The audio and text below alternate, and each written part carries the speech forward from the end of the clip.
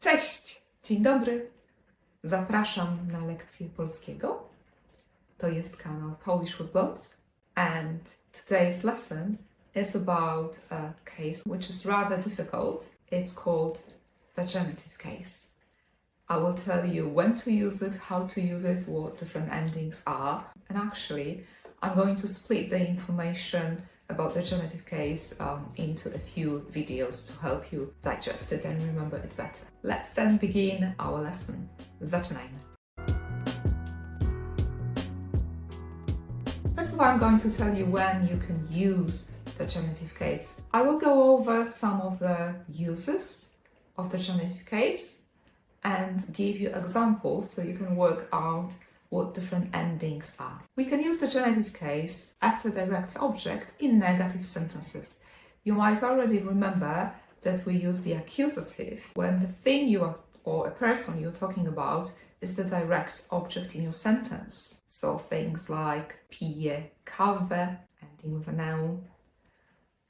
That's the accusative case. If you don't remember, take a look, because I think it's easier to start with the accusative case first and then move on to the genitive. So now, again, as a direct object, but this time for a negative sentence.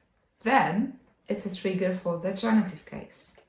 So you no longer say kawę, you are going to say nie piję kawy. Nie piję kawy. I don't drink coffee. Nie piję herbaty. Nie mam wody. You use it after a lot of verbs when you have a negative sentence. Let me give you a few more examples. Nie jem tej kanapki. Nie jem tej kanapki. Nie lubię sera. Nie lubię sera. Nie lubię mleka. Nie lubię mleka. Nie mam brata. Nie mam siostry. Did you notice some of the endings coming up? Let's start with feminine nouns. Nie mam siostry, ending with a Y.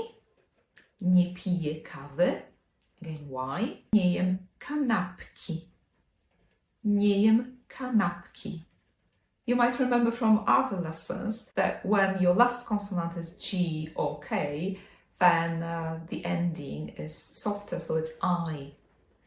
So therefore, kanapki. It can happen after other consonants as well, and I'm going to tell you about it in this lesson as well. But at this point, let me move on to more possible uses of the genitive case. And one of them in English is substantive, the same name. It's when you're talking about what someone has. So Peter's house, dom Piotra. Dom Piotra. My grandma's house, dom babci. Dom mojej babci. Notice babcia, the nominative, and in the genitive, babci. So again, we don't have Y, we have I instead, following C this time. Same thing will happen with this one. Niania, niania, pokój niani. Pokój niani. So again, we have an I rather than Y. We're talking about feminine nouns, but did you notice what happened to a Polish name Piotr, which means Peter? Piotra. Dom Piotra. So you add an A. So A is a very common ending for masculine nouns when we're talking about singular nouns, and mostly for people. It's more common for people than for objects. It's more common to use you rather than A, but both are used. Like we've already had an example, nie lubię sera. Nie lubię sera. Just the same word, sera, you can use it, you will need this form when you want to say a piece of cheese. So a piece is kawałek, kawałek, and then the genitive form, sera. Kawałek sera. Let me give you an example of a noun ending with U in the genitive case. Szklanka soku. Szklanka soku. You're probably wondering which ending you should use when. When do you use A? When do you use U for masculine nouns in the genitive case? There is no easy answer to this. I think you just need to take it step by step and learn gradually and just familiarize yourself with those different endings. Okay, talking about quantities, let me give you a few more examples. To jest szklanka wody. Szklanka wody. So a glass of water. And now whenever in English you say something of something else, then this of something will be a trigger for genitive. So we don't use a preposition like in English you do, you use of. Instead, your noun should be in the genitive case. Szklanka wody. Szklanka herbaty. Kubek kawy. What happens to neuter nouns? Let's take a look. Kubek mleka. Kubek mleka. Nie jem śniadania. Nie jem śniadania. Ona nie ma swojego mieszkania. Ona nie ma swojego mieszkania. So here's the situation is easier. The ending is A. Mieszkania, śniadania, mleka. Talking about quantity, you also use the genitive case following words like dużo, mało, więcej, mniej. So you could say, for example, dużo mleka, mało wody. Like someone might ask you, would you like more sugar? Więcej cukru? Więcej cukru? So cukier, that's the nominative for sugar, becomes cukru. What happens here is also that we're losing the last syllable, the E, letter E in the last syllable, and it becomes cukru with U at the end. Genitive case is also used after a lot of different prepositions. I'm going to give you some examples. I think you might already be familiar with how to say from a certain place, as in I'm from Poland, I'm from Great Britain. What's this word that means from? In Polish it's z. And that's followed by the genitive case. Z Polski. Z Polski. Jestem z Polski. Jestem z Wielkiej Brytanii. Jestem z USA. Jestem z USA.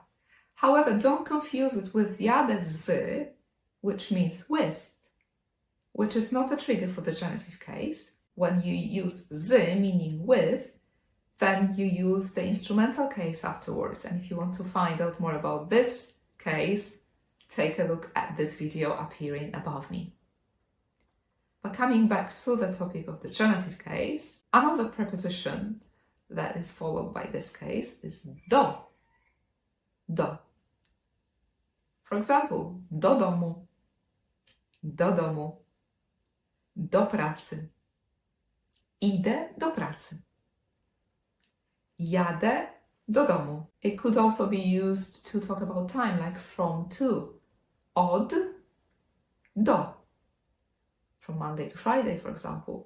Od poniedziałku do piątku. Od poniedziałku do piątku.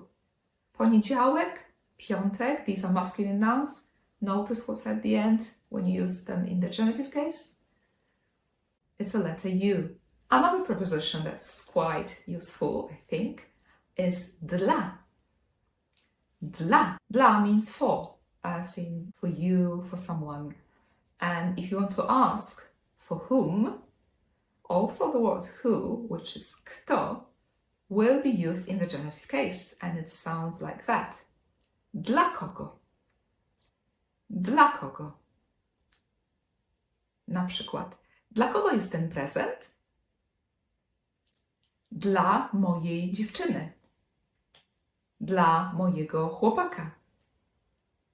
dla męża, dla żony. So notice those endings again. Dla męża, dla chłopaka, masculine. Dla żony, dla siostry, dla dziewczyny. So Y, sometimes also I for feminine. An example of I we've already had for grandma. Do you remember how you say that? Dla babci, dla babci.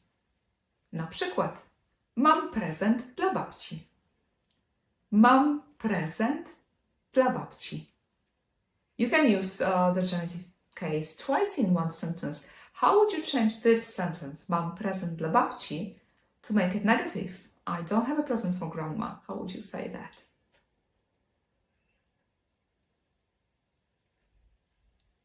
Nie mam prezentu dla babci.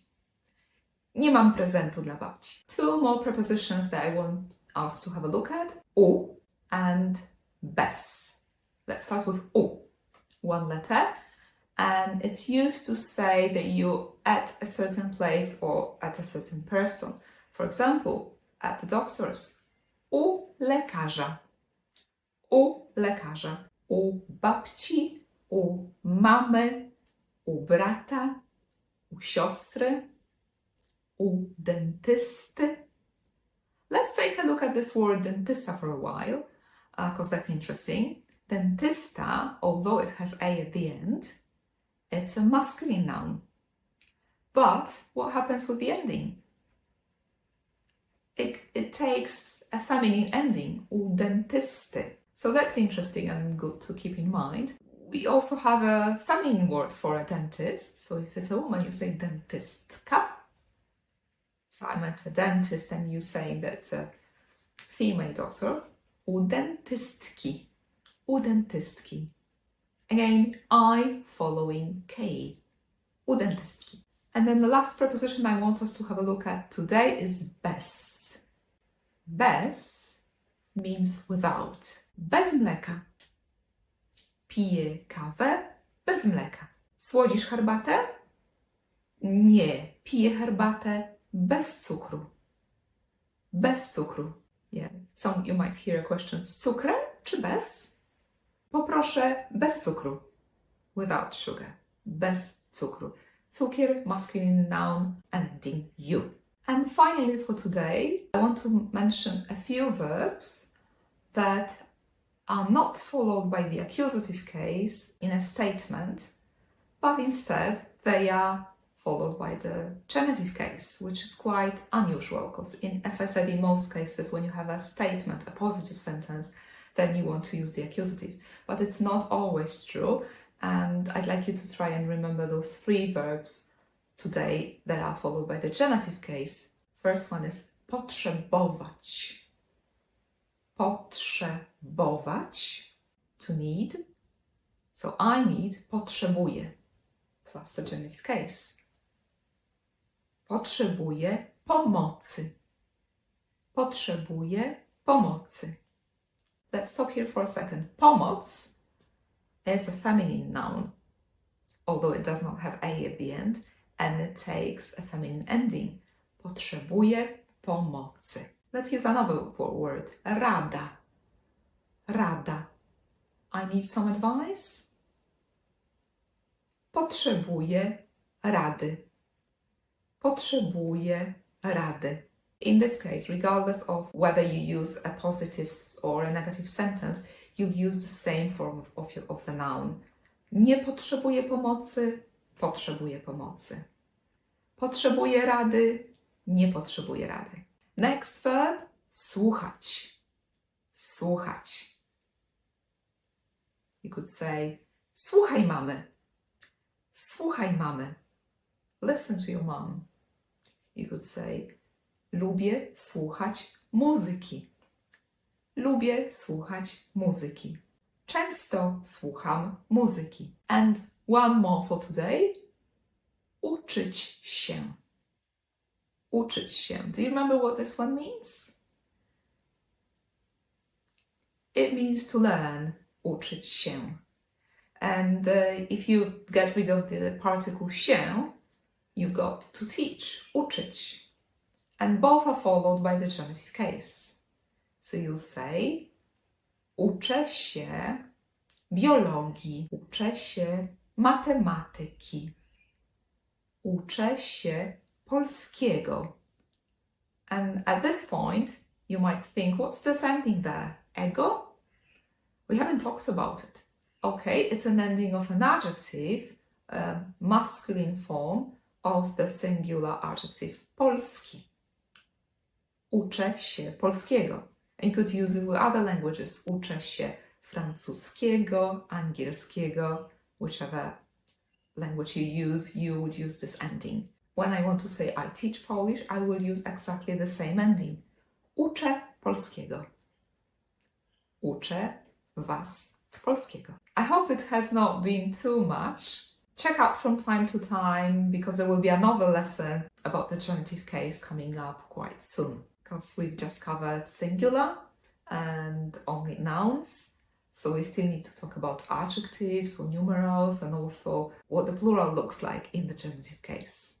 So still a lot to do, but we're moving forward. I'm keeping my fingers crossed for your progress. In fact, in Polish, you do this when you keep your fingers crossed. So trzymam kciuki. Trzymam kciuki for your progress. To wszystko na dzisiaj. Do zobaczenia. Cześć.